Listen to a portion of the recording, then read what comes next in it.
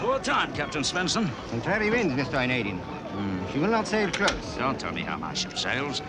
There'll be no bonus this trip. She is laden to the gunwales, slow on the helm. It is better to arrive safely than not at all, I think. Captain Svensson, every day costs money. Owners' hands are never out of his... Here, you! Have it up! Get these hatch boards off! You there! Get these stockies here! Step lively there, will you, blast you? Kept the berth for you, Mr. Onedin. You sing a different tune to one you did a couple of years ago, don't you? Huh? Then you was chasing me for 15 sovereigns and chucking my casks up the quay. Times change, Mr. Onedin. Times change. Yeah. I will but doing my duty. The company assets now stand at £27,484, 10 shillings and, 4pence. Well, we've not done too badly, eh? Assets, but how much of that is actually cash in hand? Oh, I've no fear, Anne. We're well cushioned against adversity. Have you taken into account Robert's 15%? Our shareholders are paid on profits, not assets. You must stop treating him as a poor relation, James. He treats everyone as if they just come from the parish. I warrant there's little enough money finds its way into your purse any more than it does into my pocket. Now, you be quiet, Father. Robert is a shareholder and as such is entitled to return on his investment. £15 worth of shares. When you needed it most. Have you any idea how much those shares are now worth? No. Nor, I imagine, does Robert. He'll be paid. But first I must pay off Senor Braganza for my share of the Pampero. Now that's £1,500. Well, maybe if I declare a bonus of £200, that should take care of Robert, eh? 15%? Well, a company cannot expand without reserves. Household accounts. Pay them, then. I cannot. Must think me a bottomless pit. Very well, I'll write you a draft on the bank. Damn tradesmen. They must extend our credit. They have extended it. Those shopkeepers once fought for our custom. Now that we've fallen on lean times, they choose to snap at our heels.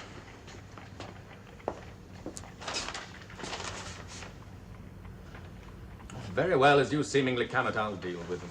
I'm a shopkeeper's daughter. I know that there comes a point when the tradesman must cry halt. We have reached that point. The steamship men have their own designers. Sailing ship men laugh at my notions. What am I to do? Make it up with your father. I'm sure he'd welcome you back into his business. I'm not going to spend the rest of my life designing masts and spars. Without employment, we shall starve.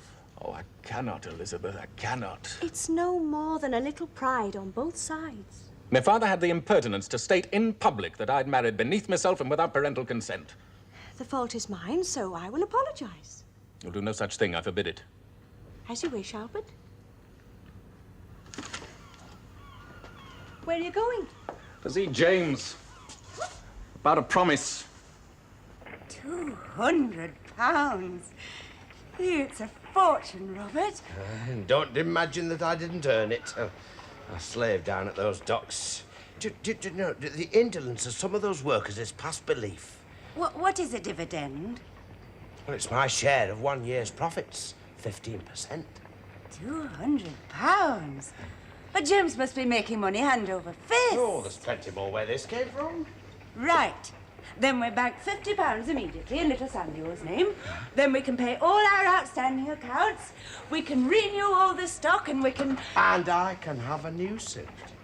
Oh, my love. You made a promise. I did no such thing. As God's me witness. Now, look, we were in a bit of a tight spot. It was either a federal prison or a fanciful tale. You said that the contraband profits were to be used to build a steamship. To be built by Albert. Ah, No, that was bait to dangle before an ambitious Yankee. Fortunately for us, he swallowed it. Now, that ambitious captain walked off with £15,000 of my money. If anybody's in a position to help you, it should be him.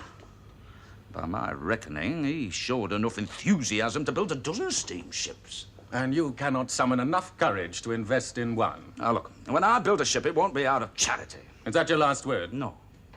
No, I do have it in mind to get myself another ship, and when I do, it'll be a sister to the Pampero. And you're a fool.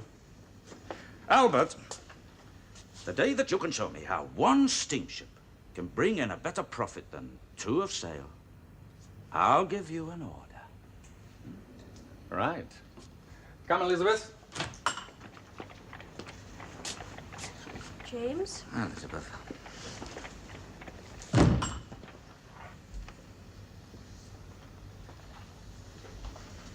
poor Albert. Albert's spoiled with education. To learn to stand on his own feet like I've had to do. And you're wasting your time. Mr. Baines will never wear a master's uniform. I have every confidence in Mr. Baines.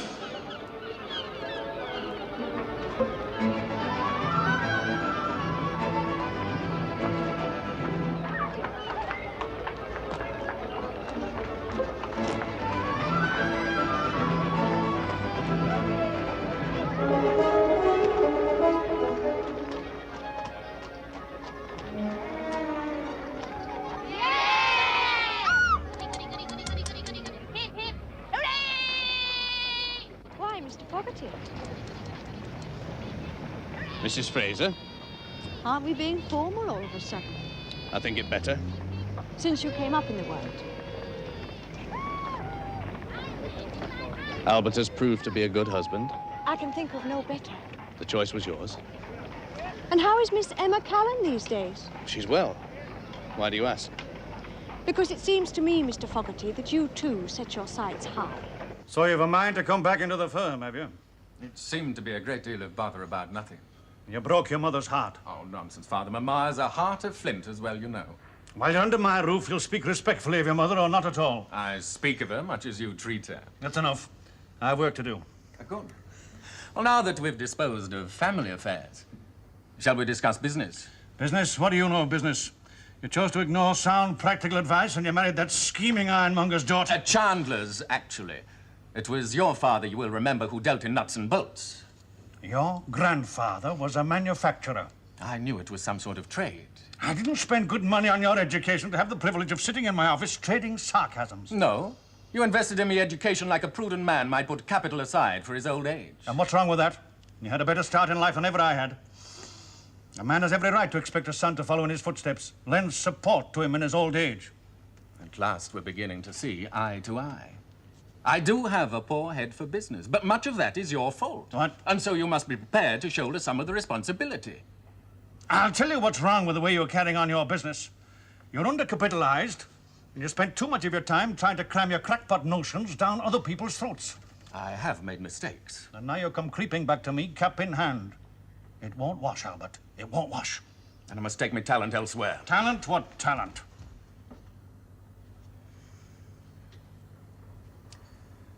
A trifle over sparred, don't you think? There's power there. Power to drive her. That'll be one of Callan's new clippers, specially designed for the wool trade. I'm expecting regular 80-day passages from her. And 40 men to crew her. I could redesign her and she would sail with but half that crew. Get on about your blasted steam engines again! Am I interrupting? No, Elizabeth, I was just leaving. I do apologize for the intrusion, Mr. Fraser, but your clerk directed me here. It was no intrusion. Our discussion was at an end.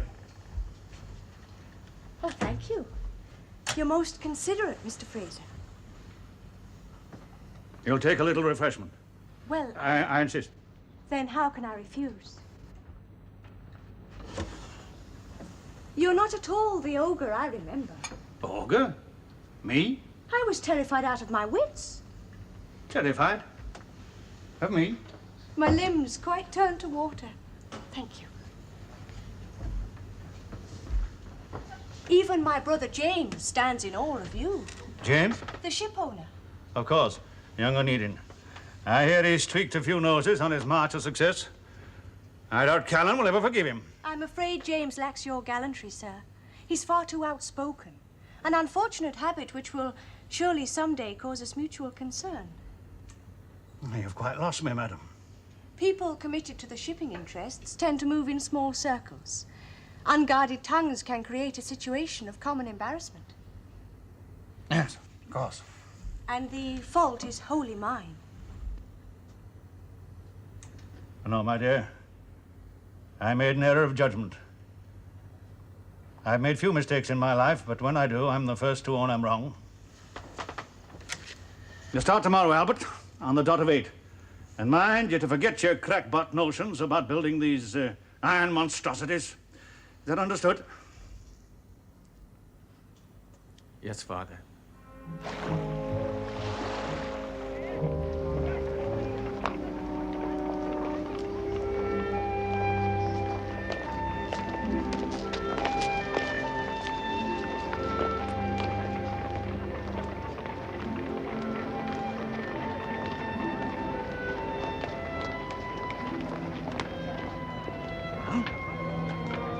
bottom. Oh. I passes. I pass me masters. Congratulations. Oh, come along then. What? Got the Pampero waiting long enough. Ampero? Aye. What did you expect for your first command? A smoke pot? Come along, Captain Baines. But James owes it to Albert. You heard James. He says he made no such undertakings. You were present at the time. It's very difficult. The promise was made, but only to inveigle that captain. Where matters of business are concerned, James is alone to himself. I doubt he'd order as much as a rowboat out of sentiment. Then we must persuade him. How? At a little dinner party, perhaps? Dinner party? Oh, I think that's a splendid notion. Well, Robert and I would be delighted to attend. You could ask Mr. and Mrs. Fraser, and your father, Anne. Then, after the ladies have left the gentlemen to their port and cigars, they can discuss business. And who knows where that may lead.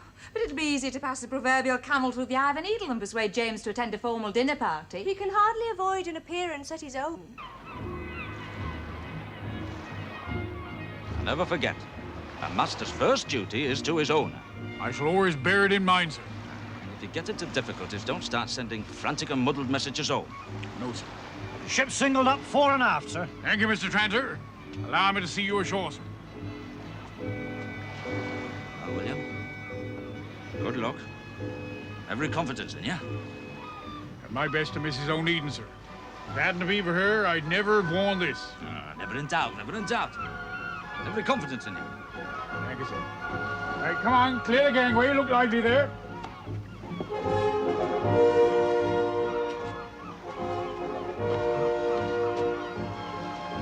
Mr. Tranter, sir. Ship is yours, Mr. Tranter. Aye, aye, sir. Cast off fore and aft. Sheet land, topsails. Shake 'em up, boatswain, shake 'em up.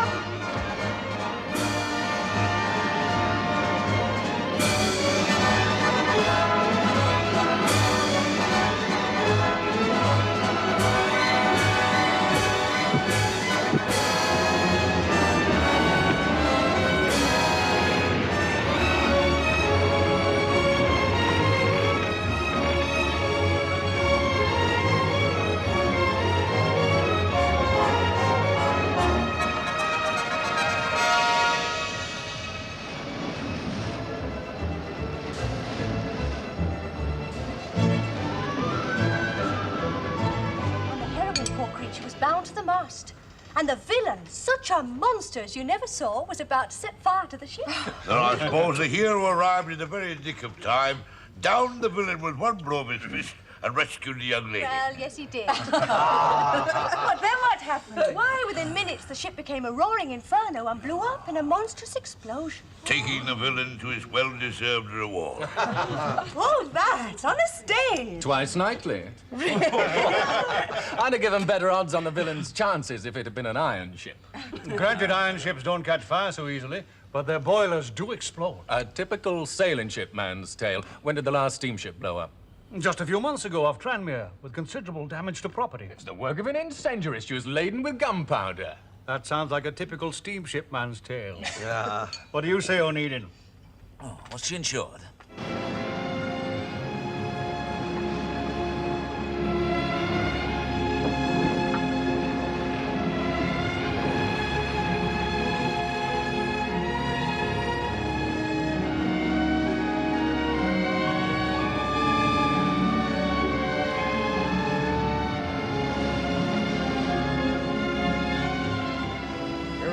On, Mr. Tranter? Drawing nicely, sir.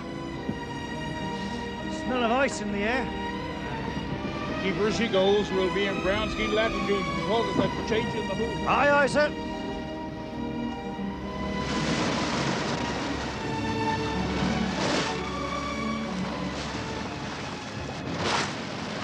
You cannot pretend that steam packets are not today crossing the ocean. Mainly under sail, Albert, mainly under sail. The first sign of bad weather, they douse their fires and hoist their canvas. Leave them to the Navy, my boy. They can afford to back their follies with taxpayers' money. Her Majesty's Navy does not indulge in folly, sir. Well, you must agree, Captain Webster, the Board of Admiralty has a somewhat longer purse than most of us. A navy that has the wit and imagination to build a ship such as the ironclad Warrior is in little need of reprimand from a wooden shipbuilder. Oh, she was a converted, full-rigged ship, neither fish nor fowl, out of date before she was built like all the rest of them. But you were too blind, and you too obstinate to recognize a fact when it's thrust before you. The facts are, Albert, that without government subsidy, steamships cannot pay their way. They would if they built them my way. Oh, what is your way?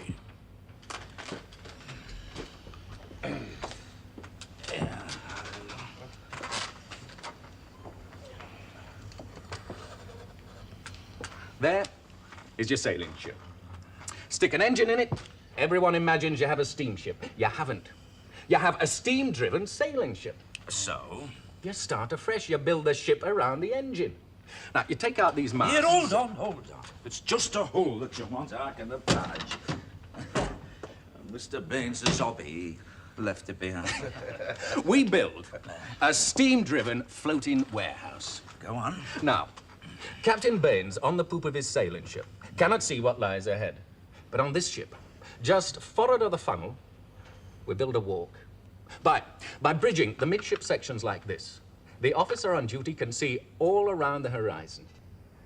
That should go to bringing your insurance rates down. How much of that tonnage is taken up by engine and coal? About 1,000 tons. Then she'll never show a profit. That sailing ship can carry 1,500 tons of cargo compared with that puffin billy's 500. No. The upper limits of sail have been reached. The upper limits of a power-driven ship are not yet in sight. I've designed this ship to carry 2,500 tons. 2,500 tons? What, she'll go straight down to the bottom. What do you do when the engine blows up? Well, the same as you do as when a sailing ship's dismasted. Now then, bigger ships will need bigger engines and therefore more coal. A more powerful engine is not necessarily larger. Mr. Elder's compound engine uses lower fuel consumption per horsepower. At what speed? Around 12 knots. Any of Callan's square riggers will show a clean pair of heels. Ah, you sailed to Quebec recently, didn't you, Jake? How long did it take? 38 days out, 14 days back. 52 days. You made a good passage. This ship will take 14 days there and 14 days back. 28 days. As regular as clockwork. You're forgetting fuel costs, lad. The wind costs no man a penny piece. Except in time. I've estimated an expenditure of about £1,000 for coal. There's a nice round figure to chip off your profits. What profits? Oh, some of which could be offset against the savings in insurance. Now, you say there's no upward limit to size. The size is limited only by the strength of iron and the power of the steam. How much will it cost? I'll say £40,000. £40,000? 40,000? I could build you 4 clippers for that money. But 2 of these, Mr. Fraser, can carry the same cargo in half the time. You're not persuaded. Oh, show me the way to continuing profits and you'll find me the easiest man in the world to persuade. Now, when could we start building? You really mean it? Hold on. Where'll you find the money? Well, is it performing a public company? Well, Father? This needs a deal of thinking. Our yards are not equipped to build such a vessel. Now, you say the limitations are in the strength of the iron and in the power of the steam. So you could build me a ship that'll carry 4,000 tons to Quebec and back in 24 days. Can you do that? Yes. But not for £40,000. How much then? I'll say 60,000. Then we're in business. Not yet. I'll go elsewhere. This means a heavy investment for Fraser's. In large yards, new slipway, machine shops. I think my son deserves a higher return than a design fee. If you're determined on this course and you go public, I'll not stand in Albert's way. But Fraser's must have 20% holding. 10%. Into Albert, not to Fraser's. 15. And to Albert. Then if you go down, you'll take only one of the Frasers with you. Right. I'll float £100,000 worth of shares, 50% to Albert. But that ship must be mine. All right. Shall we join the ladies?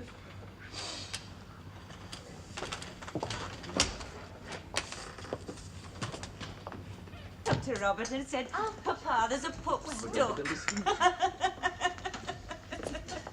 I'm sorry, my dears, we got talking business. You know the way it is. It's I think dinner's gone very well, don't you, James? Oh, very well, yes.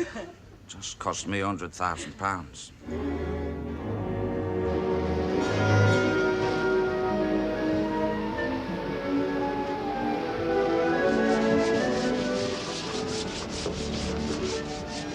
Put your backs into it, lads. I want this deck as white as your father's face when your mother told him the news. Mr. Tranter. Sir? I like a clean ship, Mr. Tranter. A clean ship and a tidy ship. Aye, sir.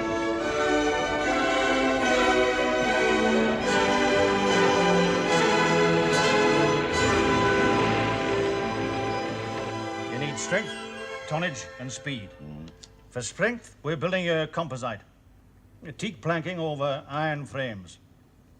For tonnage, 36-foot beam, 20-foot draft. For speed, 17,000 square yards of canvas. There's power there, Tom. Power to driver. Aye, and it'll cost me a king's ransom, I've no doubt. It'll cost you. Still fall a deal short of Onedin's mark. Oh? And what is Onedin's mark? Albert quoted him 60,000. He never blinked. £60,000? What are you building, a fleet of whalers? I've got a steamship on my books, Tom. A steamship. And you're the man who always swore he'd have no truck with these smoke pots. Onedin's money's as good as yours. And there's more of it. Oh, is there? But he'll rook you, mark my words, he'll rook you. If anybody gets his fingers burned, it'll be young Albert. The lad's got to learn some time, and if he takes a tumble with Onedin, it'll be as good a blooding as he'll ever get. Albert? Steam will be his side of the business, not mine. I'm too old a dog to learn new tricks. Well, you take care you're not left holding the baby. Onedin will never raise that kind of money, never in this world. He's forming a public company to the tune of £100,000. Might I ask why you've settled on this particular sum? Well, 60,000 for building and 40,000 for operating costs. Your costs, if I may say so, appear to be abnormally high when compared to the original investment. Well, if the ship's a success, I want immediate capital for laying down the keel of the second. And you have no wish to water your stock by a second issue of shares. Very wise, Mr. Onedin. Very wise. Now, I also wish to keep complete control of the company. Advise. Now, your first step will be to issue a prospectus. A prospectus is an inducement to take shares. It has been held at New Brunswick Railway Company versus Magritte 1860 that those who issue a prospectus are bound to state everything with strict and scrupulous accuracy. For example, if the object of your company is to build such and such a type of ship and for such and such other purposes as laid down in the company's memorandum of association, then those purposes are bound to be stated clearly and must not be departed from. In short, the company's finances must not be used for any other purpose than that which has been declared. Now, is that clearly understood? Yeah, plain as a bagstaff. I borrow money to build and operate a steamship. Now, how do I keep control of the company? There's only one effective method, and that is by holding a majority of the shares. Well, that would come to more than £50,000. It's just not possible. It is, in fact, entirely possible. As shareholders are notoriously divisive in their opinions, it is not always necessary to hold an absolute majority. But why, sir? Oh, prudence, certainly, if you can afford the luxury. No, well, we can't. So there's an end to it. On Come the on, other James. hand, But yes, but I mean, on the other hand, this £100,000 for which you ask may very well not be required immediately. You can therefore call upon, if you wish, all the shareholders to pay only one-half of the nominal amount. The company would, in that case, have £50,000 in capital and a further £50,000 on call. On call? You call upon each shareholder to buy £1 shares for 10 shillings each. And they undertake to pay the company the balance on demand when called upon. So, if I and my associates, let's say, hold 20-odd thousand pounds worth of shares... The company would effectively be yours.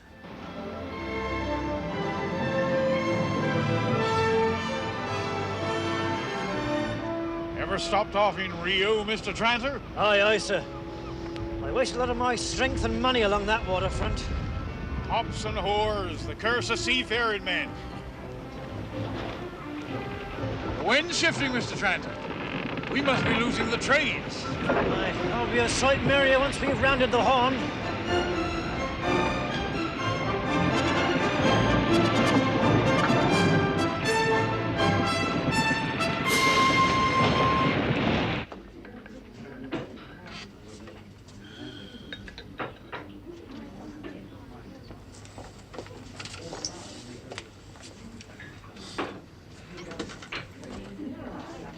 Miss Callan.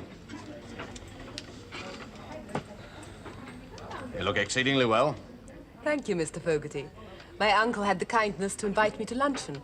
I trust my presence will not incommode you. She invited herself. Business, I said, but Emma's got a mind of her own.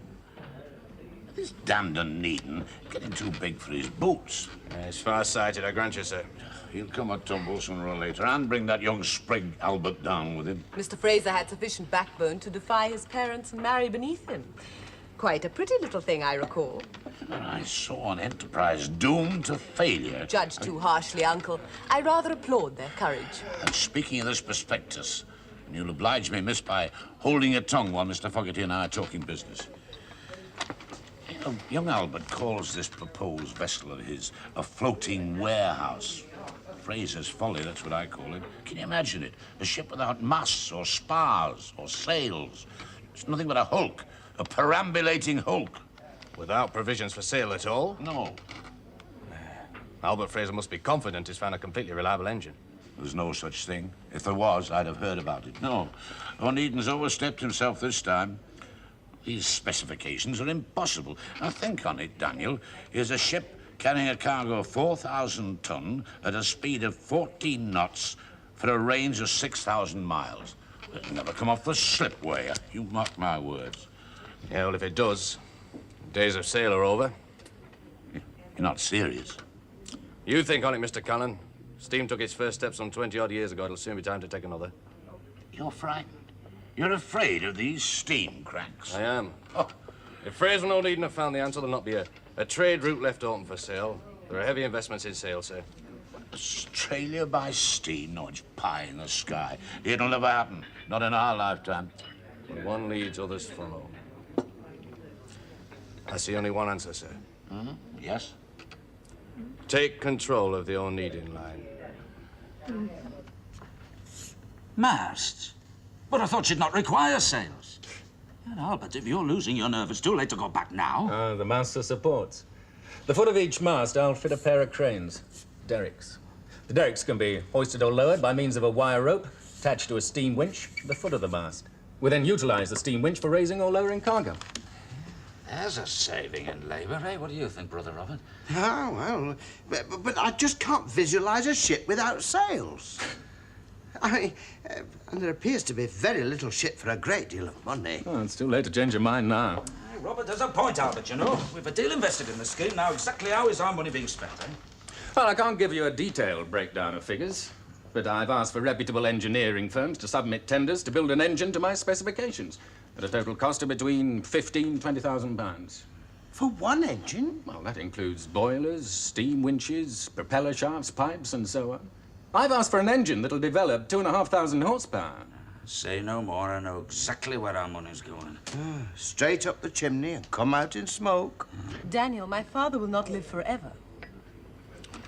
I trust your father will have many happy years to come, Miss Callan. Daniel, my name is Emma. One must be practical about these matters. My father has already made certain I do not go to any man without due provision. I'm no fortune hunter. Dear Daniel, how could anyone possibly impute to you an ignoble motive? I assure you, But there are times when I find your moral rectitude somewhat constrained. The register closed at £100,000. Do we have him? He's mortgaged himself up to the hilt. We'll own him, lock, stock, and barrel. Albatross. I haven't seen one for years. It's a bad luck bird, following us like a curse. Superstition. It's seamanship that counts. We're not making good time. I'll try those stunsails next. In this weather? Aye, like a real tea clipper. I give the order, Mr. Tranter. Hoist the stunsails! Main and t'gallant! Stunsails, main and t'gallant!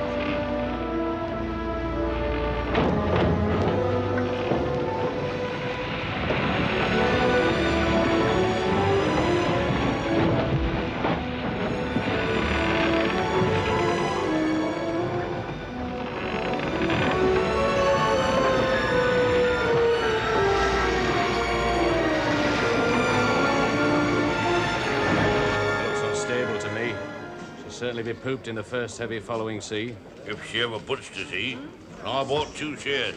Rest of wasting my money.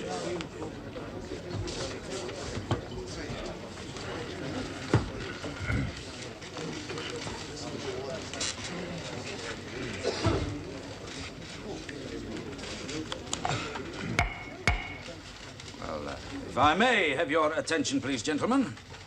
As this is our first annual general meeting, permit me to introduce myself and my colleagues. Now, I'm James Onedin, shareholder. This is Mr. Robert Onedin, shareholder. And this is our designer, Mr. Albert Fraser, shareholder. And this is a model of Mr. Fraser's brainchild. No doubt, in due course, you'll wish to question Mr. Fraser in some detail, particularly as to how he's been spending our money. Now then, you each have an agenda paper in front of you, I take it, so we may take the first item, which is election of chairman and officers. If I could have your nominations, please. I nominate James Onedin. I second. I nominate Mr. Thomas Callan. I second that nomination. Well, I must rule you out of order, Mr. Fogarty. As far as I'm aware, Mr. Callan is not a shareholder of this company. You're wrong, Onedin. I am. In fact, I'm the principal shareholder. Just, look up the name Wellesley, will you, and oblige me? 2,500 shares. Oh, well, let's cut this nonsense short. I hold share warrants in the name of Foss, Hardcastle, Turnstile, and Fundle. Just check them in your register, will you, Mr. Robert?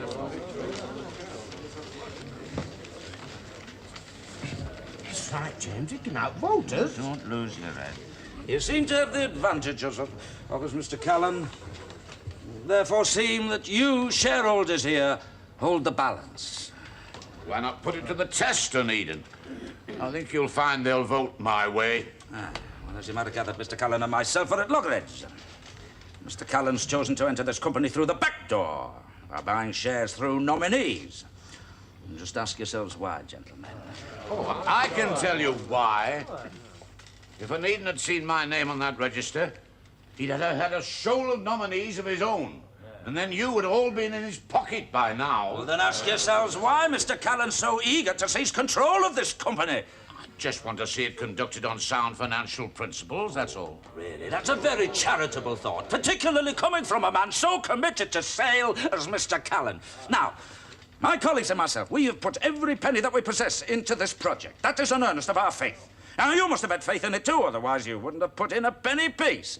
But so far, everything's been on paper. But now we've all had an opportunity of seeing for ourselves a model of this 8th wonder of the world. Well, look at it. I asked you, gentlemen, you ever see such a monstrosity in all your lives? Well, I'm sure Mr. Fraser will be only too willing to answer any questions that you may wish to put to him, eh?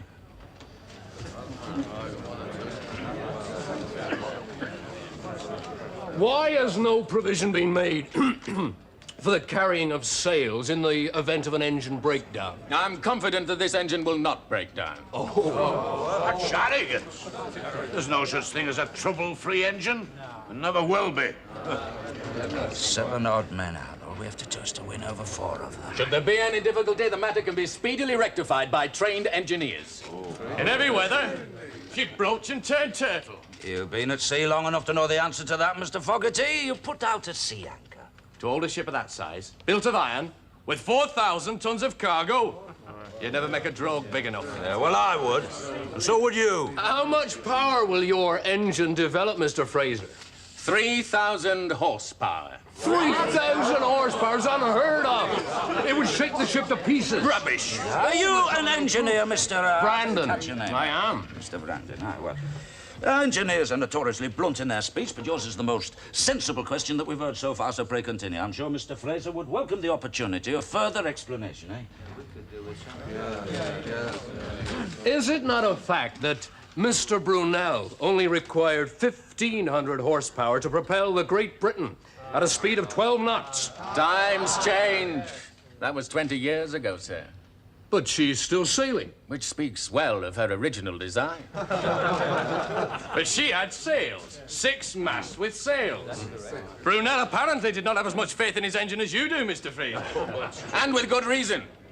In Brunel's day, engines were forged of iron. Mine will be made of steel. It's cheaper, has greater tensile strength, and more reliability. Brunel's boiler pressures were 15 pounds per square inch. Mine will be 60. There's another hazard. The damn thing doesn't shake itself to pieces, it'll blow up. I think I'm going to ask for my money back. I'll take your shares tomorrow, Callan. Aye, but not today. You've run out of capital, haven't you? Well, then give me until tomorrow and I'll find it. No doubt.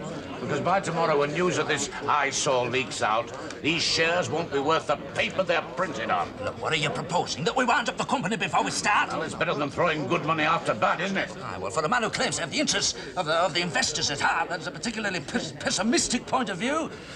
Or are you scared of a bit of a competition, then? Now, listen to me. All right, Mr. Callan. I noticed that this ship is to be steered by that midship structure. Of the bridge? On the assumption that this bridge is not washed overboard in the first heavy sea, how do you propose to connect the steering wheel to the rudder? By a series of iron rods and chains running along the afterdeck. Isn't that an axiom in engineering that the strength of a chain lies in its weakest link? Just how many weak links will connect rudder to steering wheel, Mr. Fraser? And even if your engine is half as sound as you claim it to be, what happens to your ship when one of those weak links snaps? It is replaced. Oh. Replaced? Have you ever served aboard a ship, Mr. Fraser? No. And I doubt that you've ever designed an engine.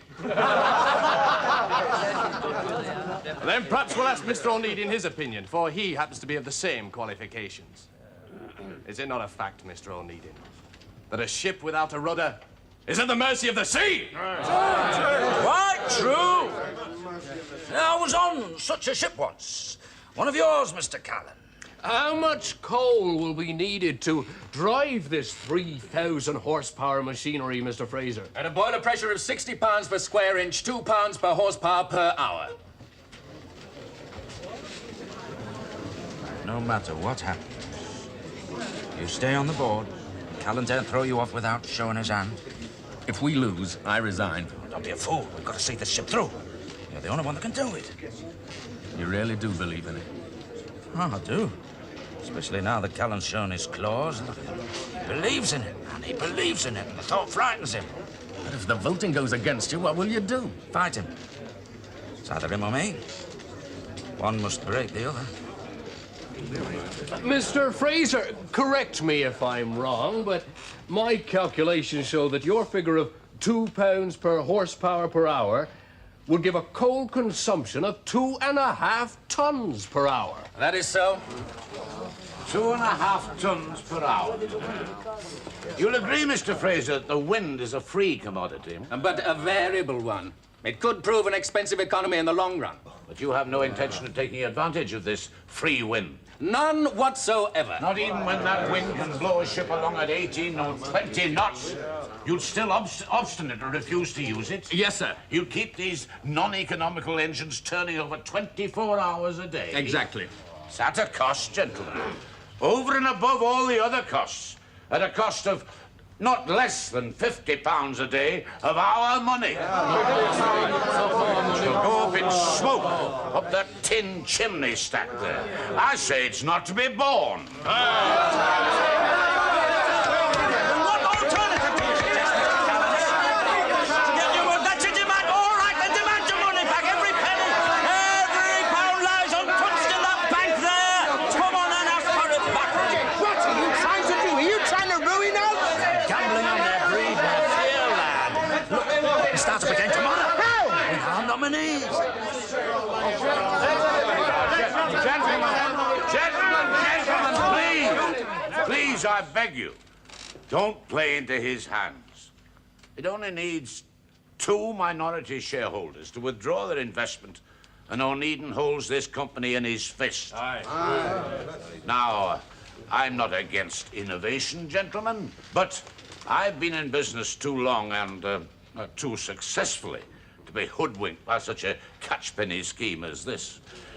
Well, I have faith in this ship, but with reasonable modification. Never. I'm a reasonable man, sir. I say that this ship, with masts and sails and an engine of somewhat less power, could be a worthwhile proposition. Now, I'm sure the name of Mr. Alfred Holt is well known to all of you. Mr. Alfred Holt? Mr. Alfred Holt is a prudent, scholarly man and a brilliant engineer. No, sir. Oh, well, Mr. Holt is about to build an iron ship for the Far East trade. Now, this ship will be the finest and most powerful steamship ever built. But it will have 3 masts and a full set of sails.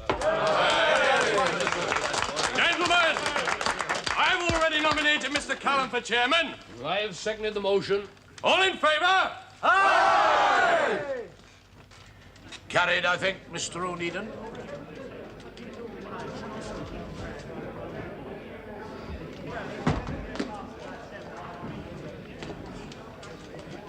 Callan, I'm still a shareholder. Not for long, Onedin. Not for long. Callan's first objective would be to call in the balance. A further 20,000. Oh, we'll have a breathing space, a month or two. He can't act too quickly. Callan might be chairman and majority shareholder, but he doesn't own the company. He can't play ducks and drakes with the company's finances, not while I'm looking over his shoulder. Now, that's a lesson that I'm going to teach him. And we still have our sailing ships.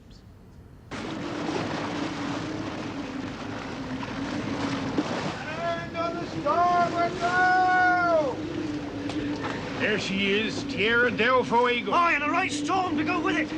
If we hold on much longer, we'll be on a lee shore. Right, Mr. Tranter. Reef the topsail. Aye, Captain. And the topgallants. Hold her steady!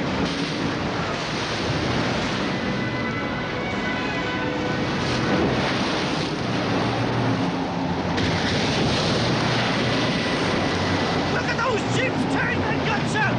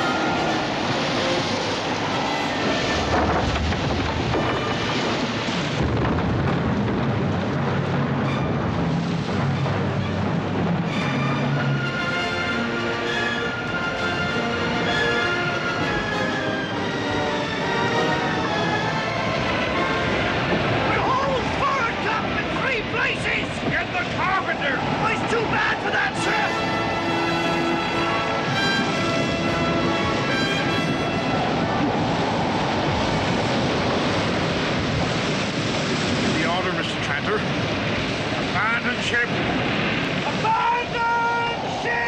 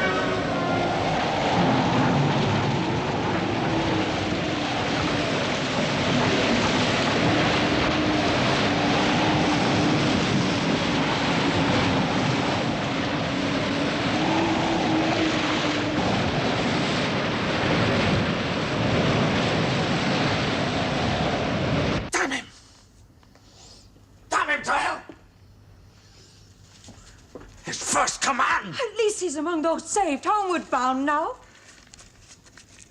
Total loss. Nothing saved. Nothing. Nothing? But she was insured. Not for doubling round the horn.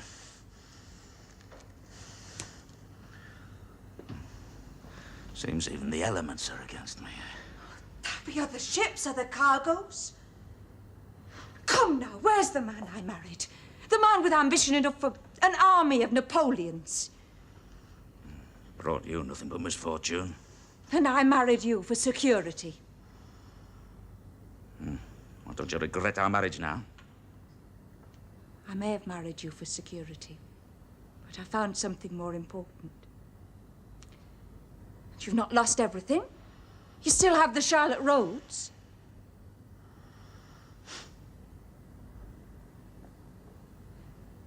Well, seems I still have you, Anne.